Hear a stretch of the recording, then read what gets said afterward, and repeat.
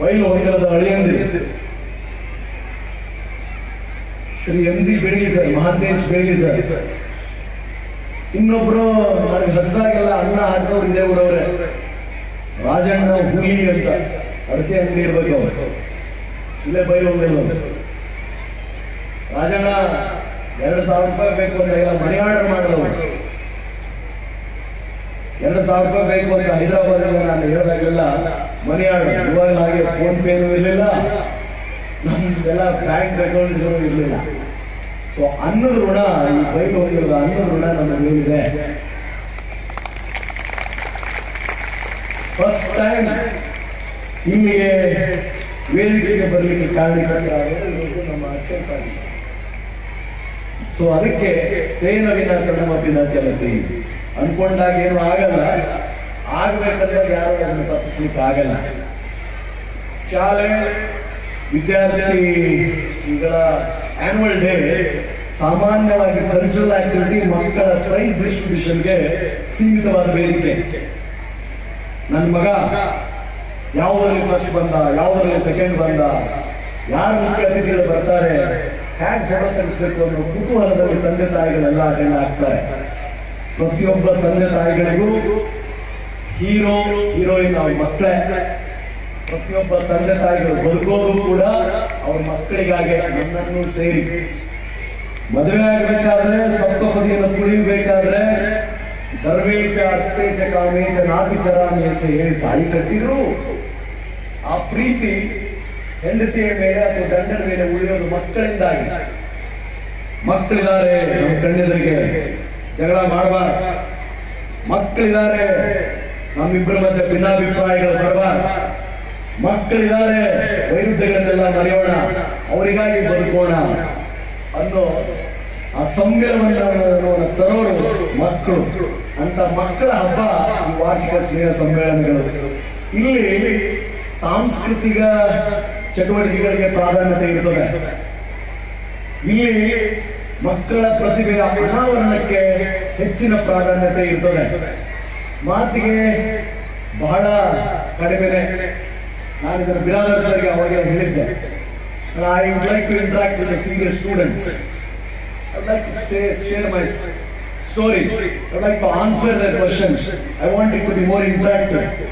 Annual day ಬದಲಾಗಿ ಇನ್ನೊಂದು ದಿವಸ ಕರೀರಿ, ಎಲ್ಲರನ್ನೂ ಕರೀಬೇಕಾದ್ರೆ ಅಂತ ಹೇಳಿ. ಆದಾಗ್ಯೂ ಅಕ್ಷಯ್ ಮೇಲಿನ ಪ್ರೀತಿ, ಇನ್ನಿಬ್ರು ಸ್ನೇಹಿತರು ನಮ್ಮ ಬೆಂಗಳೂರಲ್ಲಿರೋ ನಮ್ಮ ಮನೆ ಬಾಜು, ಅವರ ಸ್ನೇಹ ಮತ್ತು ಇವತ್ತಿಗೆ ಬರಬೇಕು ಅನ್ನೋದಕ್ಕೆ ಬಂದಿದ್ವಿ. ನಾನು ತಂದೆ ತಾಯಿಗಳ ಬಗ್ಗೆ ಅಥವಾ ಹೇಳುವಷ್ಟು ಬುದ್ಧಿವಂತ ನಾನೇನಲ್ಲ, ಆದರೆ ಪೊಲೀಸ್ ಅಧಿಕಾರಿಯಾಗಿ 15 ವರ್ಷಗಳ ಸೇವಾ ಅನುಭವ ನನಗಿದೆ. Indian police service. ಈ 15 ವರ್ಷಗಳ ನನ್ನ ಸೇವಾವಧಿಯಲ್ಲಿ ನಾನು ಮನುಷ್ಯನ ಬಹಳ ಕುರೂಪ ಮುಖಗಳನ್ನು ಕಂಡಿದ್ದೇನೆ. ಘೋರಾತಿ ಘೋರ ಅಪರಾಧ, ಕ್ಷುಲ್ಲಕ ಕಾರಣಕ್ಕಾಗಿ ಮಾನವೀಯ ಸಂಬಂಧಗಳನ್ನು ಮರೆತು ಆದಂತ ಮಾರಣ ಹೋಮ, ಅತಿ ಬುದ್ಧಿವಂತರು, ಡಬಲ್ ಗ್ರಾಜುಯೇಟ್ಸ್, IIT IIM ಅಲ್ಲಿ ಕಲಿತವರು ಮಾಡಿದ ಅನಾಚಾರ, ಅವುಗಳೆಲ್ಲಗೊಂಡು ನಾನು ನೋಡಿದ್ದೇನೆ. 23ನೇ ವಯಸ್ಸಿಗೆ ಅಖಿಲ ಭಾರತ ಸೇವೆಗೆ ಸೇರಿ 1985 38 ನಡೀತಾ ಇದೆ ನನಗೆ. 15 ವರ್ಷ ಸೇವಾ ಅನುಭವ. ಗುಲ್ಬರ್ಗದಲ್ಲಿ ASP ಆಗಿದ್ದೆ, ಬೆಳಗಾಮಲ್ಲಿ ASP ಆಗಿದ್ದೆ, ಬಳ್ಳಾರಿ ಜಿಲ್ಲೆಯಲ್ಲಿ ASP ಆಗಿದ್ದೆ, assistant superintendent of police, as SP, as Davanagere, as SP Hassan, Shivamogga, Mysuru, Bengaluru ಗ್ರಾಮಾಂತರ, DCP ವೆಸ್ಟ್, DIG ಆಗಿ KONX ಮತ್ತು ಸದ್ಯ ಫೈರ್ ಸರ್ವಿಸ್ ಅಲ್ಲಿದ್ದೀನಿ. ಈ ಒಟ್ಟು ಸೇವಾ ಅನುಭವ ನನಗೆ ಕೆಲವೊಂದಿಷ್ಟು ಪಾಠಗಳನ್ನ ಕಲಿಸಿದೆ. ಈ ಒಟ್ಟು ನನ್ನ ಸೇವಾ ಅನುಭವ ಕೆಲ ಪಾಠಗಳನ್ನ ಕಲಿಸಿದೆ. ಏನದು? ಆಡುಮುಟ್ಟದ ಸೊಪ್ಪಿಲ್ಲ, ಪೊಲೀಸ್ ಇಲಾಖೆಗೆ ಸಂಬಂಧಪಟ್ಟ ವಿಚಾರಗಳೇ ಇಲ್ಲ.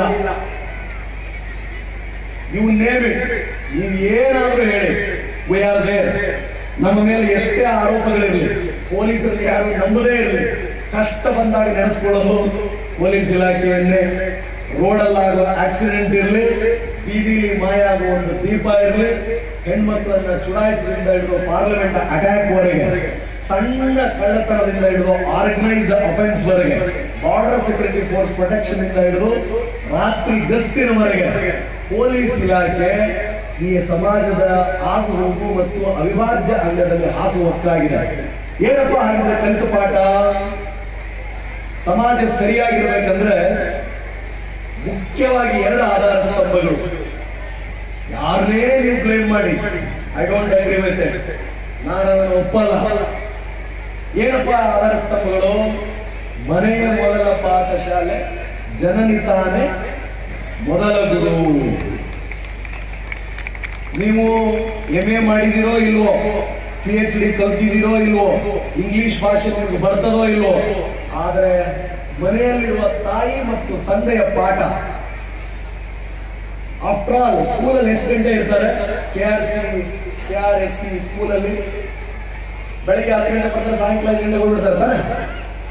ಕಾನ್ವೆಂಟ್ ಆಗಿದ್ರೆ ಬೆಳಗ್ಗೆ 8 ಗಂಟೆಗೆ ಬರ್ತಾರೆ, 12 ಗಂಟೆಗೆ ಹೋಗ್ಬಿಡ್ತಾರೆ. Hardly they are there for 5 hours 6 hours. Rest of the 18 hours including sleeping time ಎಲ್ಲಿದ್ದಾರೆ ಮಕ್ಕಳಾಗಿದ್ರೆ? ಮನೆಯಲ್ಲಿರ್ತಾರೆ. ಮನೆಯಲ್ಲಿ ಆಗಿದ್ರೆ ಏನು ಕಲಿತಾರೆ? ನಾವೇನಾದ್ರೂ ಪಾಠ ಮಾಡಲೇಬೇಕಾ ಅವ್ರು ಕಲೀಲಿಕ್ಕೆ? ಇಂಗ್ಲಿಷ್ ಪಾಠವನ್ನು ಹೇಳಲೇಬೇಕಾ? ಮ್ಯಾಥಮೆಟಿಕ್ಸ್ ಹೇಳಿಕೊಡಲೇಬೇಕಾ? ಮಾರಲ್ ಸೈನ್ಸ್ ಹೇಳಿಕೊಡಲೇಬೇಕಾ? ಅಥವಾ ಸ್ಪೋರ್ಟ್ಸ್ ಅಥ್ಲೆಟಿಕ್ಸ್ ಅಲ್ಲಿ ಹೇಗಿರಬೇಕು, ಸ್ಪೋರ್ಟ್ಮನ್ಶಿಪ್ ಅನ್ನೋದನ್ನ ಹೇಳಿದ್ರೆ ಮಾತ್ರ ಮಕ್ಕಳು ಕಲಿತಾರ? ರಾಂಗ್ ನೋಷನ್, ತಪ್ಪು ಕಲ್ಪನೆ. ಮನುಷ್ಯನ ಮೂಲ ಗುಣ imitation. Imitation imitation imitation imitation ಮಾಡೋದು, ನೋಡಿ ಕಲಿಯೋದು, ನೋಡಿ ಕಲಿಯೋದು. ಅನುಕರಣೆ ಅನುಕರಣೆ ಅನುಕರಣೆ. ಹಿಂದಿನ ಕಾಲದಲ್ಲಿ ಯಾಕೆ ಈ ಶಾಲೆಗಳು ಇಲ್ಲದಾಗ, ಕಾನ್ವೆಂಟ್ಗಳು ಇಲ್ಲದಾಗ, ಯೂನಿವರ್ಸಿಟಿಗಳು ಇಲ್ಲದಾಗ ಗುರುಕುಲ ಪದ್ಧತಿ ಅಂತ ಇತ್ತು. ತಂದೆ ತಾಯಿಗಳಾದವರು ಒಂದು ಮೂಲ ಗುಣವನ್ನ ಮಕ್ಕಳಲ್ಲೇ ಐಡೆಂಟಿಫೈ ಮಾಡಿದ್ರು. ಏನು? ಮಗು ತಂದೆ ಹೇಗೆ ಮಾತಾಡ್ತಿತ್ತೋ ಹಾಗೆ ಮಾತಾಡ್ತಿತ್ತು, ತಾಯಿ ಹೇಗೆ ನೋಡ್ತಿತ್ತೋ ಹಾಗೆ ನೋಡ್ತಾ ಇತ್ತು, ಹಾದಿ ಬೀದಿಯಲ್ಲಿ ನೋಡಿದ ಏನು ಮಾತುಗಳನ್ನು ಕೇಳ್ತಿತ್ತೋ ಅದನ್ನೇ ಪುನರುಚ್ಚಾರಣೆ ಮಾಡ್ತಾ ಇತ್ತು. ಅಂದಿನ ತಂದೆ ತಾಯಿಗಳು ನೀನು ಏನಪ್ಪ ಇದು, ನಾನು ಮಾತಾಡೋದಕ್ಕೆ ಮಾತಾಡ್ತಾ ಇದೆ, ನಾನು ಮಾಡಿದ ಕೆಲಸಕ್ಕೆ ಮಕ್ಕಳು ಮಾಡ್ತಾ ಇದ್ದಾರೆ, ನಾನು ಅನುಕರಣೆಗೆ ಯೋಗ್ಯನಲ್ಲ, ಅದು ನನ್ನ ಅನುಕರಿಸ್ತಾ ಇದೆ. ಅನುಕರಣೆ ಯೋಗ್ಯ ವ್ಯಕ್ತಿಯನ್ನು ಹುಡುಕೋಣ ಅಂತ ಹೇಳಿ ಸರ್ವಸಂಗ ಪರಿತ್ಯಾಗಿಗಳಾದ ಋಷಿಗಳನ್ನು ಹುಡುಕ್ತಾ ಇದ್ರು. ಎಂತ ಋಷಿ? ಎಲ್ಲವನ್ನ ಓದಿ 4 ವೇದ, 113 ಉಪನಿಷತ್ತು, 18 ಪುರಾಣ, 2 ಮಹಾಕಾವ್ಯಗಳು ಎಲ್ಲವನ್ನ ಓದಿ ಜನಪದ, ವಚನ, ಸಾಹಿತ್ಯ, ಸರಿ ತಪ್ಪು, ಸಮಾಜ, ದೇವರು, ದಿಂಡ್ರು, ಧರ್ಮ, ಸತ್ಯ ಅಸತ್ಯ ಎಲ್ಲವನ್ನ ನೋಡಿ ಯಾರು ಪಾಂಡಿತ್ಯವನ್ನು ಹೊಂದಿರ್ತಿದ್ರೋ, ಯಾರು ಎಲ್ಲವನ್ನೂ ಬಿಟ್ಟು ಈ ಸಮಾಜವೇ ನನ್ನ ಮನೆ ಅಂತ ಹೇಳಿ ಊರು ಹೊರಗಡೆ, ಊರು ಬಿಟ್ಟು, ಊರಿನ ಉಸಾಬರಿ ಬಿಟ್ಟು, ಲೋಕಾಚಾರವನ್ನೆಲ್ಲ ಬಿಟ್ಟು ನದಿ ದಂಡೆಯಲ್ಲಿ ಇದ್ದ ವ್ಯಕ್ತಿ ಹತ್ರ ಮಕ್ಕಳನ್ನು ಬಿಡ್ತಾ ಇದ್ರು. ಮಕ್ಕಳನ್ನು ಬಿಟ್ಟು ಹೇಳ್ತಾ ಇದ್ರು, ಇವನು ಒಬ್ಬ ಒಳ್ಳೆ ಪ್ರಜೆಯನ್ನಾಗಿಸು. ರಾಜನ ಮಕ್ಕಳಿಂದ ಹಿಡಿದು, ಮಂತ್ರಿಗಳ ಮಕ್ಕಳಿಂದ ಹಿಡಿದು, ಸೈನಿಕರ ಮಕ್ಕಳವರೆಗೆ 25 ವರ್ಷಗಳ ಕಾಲ ಶಿಕ್ಷಣವನ್ನು ಕೊಡ್ತಾ ಇದ್ರು. ಎಂತ ಶಿಕ್ಷಣ? 64 ವಿದ್ಯೆಗಳನ್ನು ಬಲ್ಲವರು ಅಲ್ವೇ? ರಾಜನಾಗಲಿಕ್ಕೆ ಯೋಗ್ಯತೆ ಅಂದಿರೋದು ಎಲ್ಲ ಜೋರ ವಿದ್ಯೆಯಿಂದ ಹಿಡಿದು, ಶಾಸ್ತ್ರ ವಿದ್ಯೆಯಿಂದ ಹಿಡಿದು, ಬಿಲ್ ವಿದ್ಯೆಯಿಂದ ಹಿಡಿದು, ಯೋಗ ತಪಸ್ಸಿಂದ ಹಿಡಿದು ಎಲ್ಲವನ್ನೂ ಕಲಿಸಿಕೊಳ್ಳಿಕ್ಕೆ ಮಕ್ಕಳು ಬಿಡ್ತಾ ಇದ್ರು. ಯಾಕೆ ಬಿಡ್ತಾ ಇದ್ರು? ನನ್ನ ವರ್ತನೆ, ನನ್ನ ನಿತ್ಯ ಕರ್ಮಗಳ ಅನುಕರಣೆ ನನ್ನ ಮಕ್ಕಳಿಗೆ ಆಗಬಾರದು.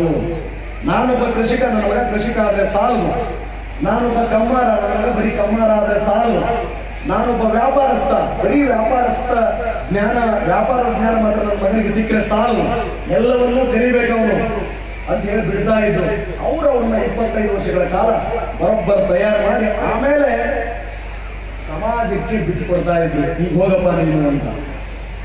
ಯಾಕೆ ಅಷ್ಟು ಪ್ರಭಾವ ಬೀಳ್ತಾವಂದ್ರೆ ಅದೇ ಕಾರಣಕ್ಕೆ ಅವ್ರು ಕಣ್ಮುಂದೆ ಕಟ್ಟಿ ಕೊಡ್ತಾರೆ ಎಲ್ಲ. ಹಾಗಾಗಿ ಅಂಥದ್ದನ್ನ ಅನುಭವವನ್ನ ಕೊಡುವಂತಾಗ್ಲಿ.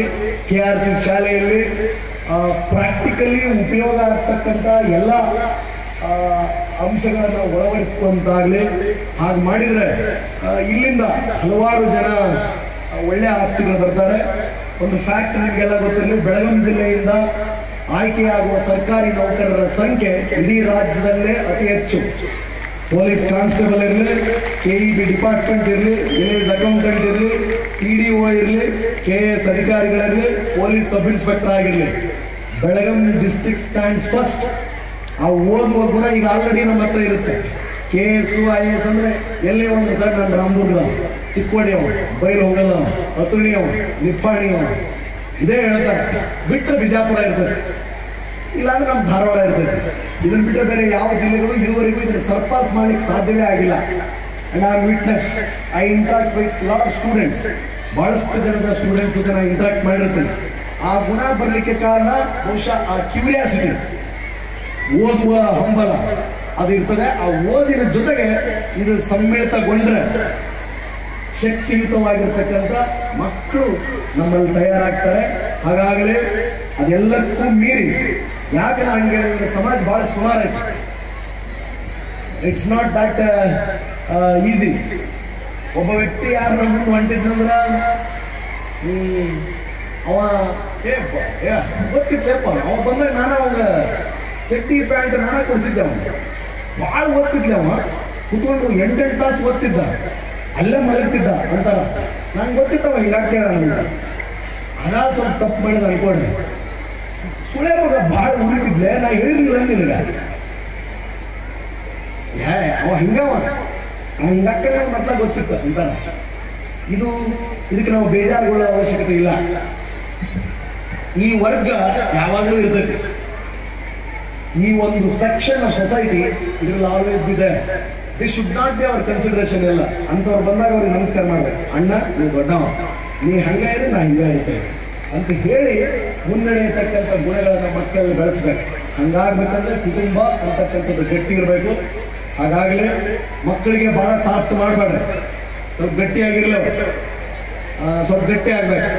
ಗಟ್ಟಿ ಆಗಬೇಕು ಇನ್ ದ ಸೆನ್ಸ್ ಯಾಕೆ ಹೇಳ್ತೀವಿ ಅಂದ್ರೆ, ಅನ್ಯಾಯವನ್ನು ಅವ್ರು ತರ್ಕೊಂಡು ಮನೆಗೆ ಬರಬಾರ್ದು. They should not B victim of atrocities. They should never be victim of atrocities. They should resist it. ಪ್ರಜಾಪ್ರಭುತ್ವ ವ್ಯವಸ್ಥೆಯಲ್ಲಿ ಹೋರಾಡಿ ಪಡೆಯುವ ಹಕ್ಕುಗಳೇ ಹೆಚ್ಚು. ಇಲ್ಲಿ ಗೆದ್ದವ ಸೋತ, ಸೋತವ ಸತ್ತ. ಏನು ಗೆದ್ದವ ಸೋತ, ಸೋತವ ಸತ್ತ. ನಾವು ಪ್ರತಿಯೊಂದನ್ನು ಹಾಗೆ ಎಲ್ಲ ಹಿಂಗೆ ಹೋಗ್ಬಿಟ್ರೆ ನಮಗೆ ನ್ಯಾಯ ಸಿಗುತ್ತೆ ಅಂತ ಎಕ್ಸ್ಪೆಕ್ಟ್ ಮಾಡೋ ಪರಿಸ್ಥಿತಿ ಇರಲ್ಲ. ನಮ್ಮ ನ್ಯಾಯಕ್ಕಾಗಿ ನಾವೇ ಹೋರಾಡಬೇಕು. ನಮ್ಮ ಬದುಕನ್ನು ನಾವೇ ನಿರ್ಮಿಸಿಕೊಳ್ಬೇಕು. ನಮ್ಮಲ್ಲಿ ಆ ಗಟ್ಟಿತನ ಬರಬೇಕು, ಆ ಸ್ವಾಭಿಮಾನ ಇರಬೇಕು, ಪ್ರಶ್ನಿಸುವ ಗುಣ ನಮ್ಮಲ್ಲಿ ಇರಬೇಕು. ಯಾಕಪ್ಪ ತಮ್ಮ ಇದ್ರೆ ನಿನ್ನಷ್ಟಕ್ಕಿದ್ದೆ ನಿನ್ನ ಮನೆಗೆ ನಾ ಹಿಂಗೆ ಮಾಡಕತ್ತೀನಿ, ಇದು ಸರಿ ಐತಿ ಅಂತ ಉತ್ತರ ಕೊಡುವುದು. ಯಾರಾದರೂ ಸ್ಟೇರ್ ಮಾಡಿದ್ರೆ ನೋಡಿದ್ರೆ ಯಾಕಪ್ಪ ಮಗ ಹೆಂಗೈತಿ, ಯಾಕೆ ಅಷ್ಟಕ್ಕೆ ನೋಡಕತ್ತೀನಿ ಅಂತ ಕೇಳುವ ಧಾಟಿ ಹೆಣ್ಣು ಮಕ್ಕಳಲ್ಲಿ. ಯಾರಾದರೂ ಏನಾದರೂ ಅಪಹಾಸ್ಯ ಮಾಡಿದರೆ ನನ್ನ ಭಾಷೆ ನೋಡಿ, ನನ್ನ ಕಲರ್ ನೋಡಿ, ನಾನು ಹಾಕ್ಕೊಂಡ ಅಂಗಿ ನೋಡಿ ಅವ್ರಿಗೆ ಹೇಳಬೇಕು, ನಿನಗದು ಮಂಜರ್ ಪಟ ರೇಷ್ಮೆ ನಿನ್ಗೆ ಚೊಲೋನ, ನನಗೆ ಹರದ ಅಂಗಿನ ನನಗೆ ಶ್ರೇಷ್ಠ. ನೀನು 5 ಸ್ವೀಟ್ ನಿನ್ನ ಮನೆಗೆ ತಿಂತಿರ್ಬೋದು, ತಿನ್ನಪ್ಪ. ನನಗೆ ನನ್ನ ರೊಟ್ಟಿ ಒಣ ಕಾರಣ ನನ್ನ ದುಷ್ಕಾಲ ಭೋಜನ ಅಂತ ಹೇಳುವ ಗುಣ ಮಕ್ಕಳಲ್ಲಿ ಬರಬೇಕು. ನಮ್ಮನ್ನು ನಾವು ಪ್ರೀತಿಸುವ ಗುಣ, ನನ್ನ ಮನೆಯನ್ನು ನಾನು ಪ್ರೀತಿಸುವ ಗುಣ. ಆ ಪ್ರೀತಿಸುವ ಗುಣ ಸ್ವಾಭಿಮಾನದಿಂದ ಬರ್ತೈತಿ, ಆತ್ಮಗೌರವದಿಂದ ಬರ್ತೈತಿ, ಪರಿಶುದ್ಧತೆಯಿಂದ ಬರ್ತೈತಿ. ಅಂತ ವ್ಯಕ್ತಿನ ಯಾರು ತಡೀಲಿಕ್ಕಾಗಲ್ಲ. ಈ ಗುಣ ಇತ್ತು ಅಂದ್ರೆ ಯಾರು ತಡೀಲಿಕ್ಕಾಗಲ್ಲ. ಇನ್ಫೀರಿಯಾರಿಟಿ ಬಂತು, ಕೀಳಿರಿಮೆ ಬಂತು, ನಾವು ನಿಂತರ ಕುಂದಿಸ್ತಾರ, ಕುಂತರ ಮಲಗಿಸ್ತಾರ. ಅದು ಯಾರೋ ಏನೋ ಹೇಳಿದಾರಲ್ಲ, ಡಾರ್ವಿನ್ ನನ್ನ ಥಿಯರಿ ಏನದು, survival of the fittest, struggle for the existence. ನಾವು ನಮ್ಮ ಉಳಿವಿಗಾಗಿ ಹೋರಾಟ ಅನಿವಾರ್ಯ. If you want to survive you should be fit. Fit ಅಂದ್ರೇನು, ಜಿಮ್ ಕಳಿಸಿ 6 ಪ್ಯಾಕ್ ಮಾಡೋಣ ಅಥವಾ ಗರಡಿ ಮನೆಗೆ ಕಳಿಸಿ ಗದ ತಿರುಗಿಸೋದ. ಆವಾಗಿತ್ತದ, ಯಾವಾಗ ಖಡ್ಗ ಜಗತ್ತನ್ನು ಆಳ್ಬೇಕಾದ್ರೆ ಆ ಪದ್ಧತಿ ಇತ್ತು. ಒಂದು ಕಿತ್ತೂರು ಸಂಸ್ಥಾನ, ಇನ್ನೊಂದು ಯಾವುದೋ ಆ ಪಕ್ಕದಲ್ಲಿ ಮರಾಠ ಸಂಸ್ಥಾನ, ಆದಿಲ್ಶಾಹಿ ಸಂಸ್ಥಾನ. ಇವರ ಸೈನ್ಯ ಅವರ ಸೈನ್ಯ, ಕತ್ತಿ ಗುರಾಣಿಗಳಿಂದ ಯುದ್ಧ.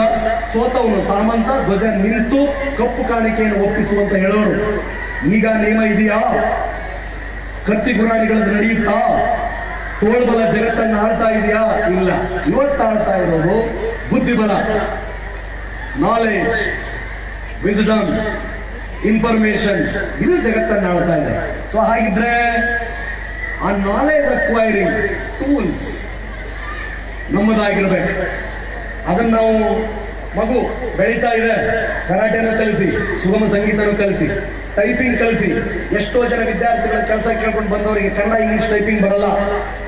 ಅಡಾಪ್ಟಿಂಗ್, ಆರ್ಟಿಫಿಷಿಯಲ್ ಇಂಟೆಲಿಜೆನ್ಸ್ ಬಗ್ಗೆ ಏನ್ ಗೊತ್ತಪ್ಪ, ಪೈಥಾನ್ ಬಗ್ಗೆ ಏನ್ ಗೊತ್ತಿದೆ, ಅಮೆಜಾನ್ ವೆಬ್ ಡಿಸೈನಿಂಗ್ ಬರ್ತದ, ನೌಕರಿ ಕೊಡ್ತೀವಿ ಅಂದ್ರೆ ಬಿಟೆಕ್ ಆಗಿದೆ ಸರ್ ನನಗೆ ಬರಲ್ಲ, ನನಗೆ ಇಂಜಿನಿಯರಿಂಗ್ ಆಗಿದೆ sir I don't know that, English ಚೆನ್ನಾಗಿ ಮಾತನಾಡ್ಲಿಕ್ಕೆ ಬರ್ತದ ಇಲ್ಲ ಅಂತಾರೆ. ಸೊ ಹಾಗಾಗಿ ಆ ಅಂಶಗಳನ್ನು ಕೂಡ ತಾವು ಮಕ್ಕಳಿಗೆ ಕಲಿಸಿಕೊಡಿ, ಸ್ಕಿಲ್ಸ್ ಅನ್ನ ಬೆಳೆಸಿ. ಒಳ್ಳೆಯದಾಗಲಿ, ನಿಮ್ಮೆಲ್ಲರಿಗೂ ಶುಭವಾಗಲಿ. ಸಾಕಂತ